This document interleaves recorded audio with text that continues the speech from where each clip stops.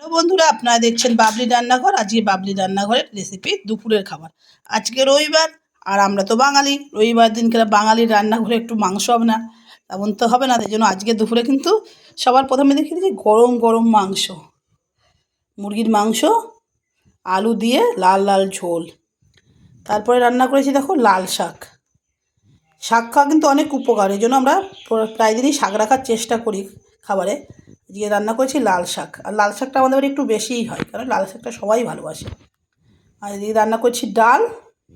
ডালের সঙ্গে যেটা রান্না করছি সেটা স্পেশাল শীতের দিনে ধনেপাতার পাকোড়া বলো বড়া বলো, তাই বেসন দিয়ে লঙ্কার গুঁড়ো টুড়ো দিয়ে এটা ভাজা হয়েছে। আর তার সঙ্গে গরম গরম ভাত 1 গামলা। আজকে দুপুরের মেনুটা তোমাদের দেখিয়ে দিলাম, মাংস, ডাল, লাল শাক, এদিকে ধনেপাতার বড়া, আর এদিকে ভাত। কে কে দুপুরে খাবার খাবে রবিবারের দুপুরে চলে এসো আমাদের বাড়িতে আর খাবার খেয়ে যাও, আমরাও খেয়ে নিই। আর দেখা হচ্ছে পরবর্তী ভিডিওতে।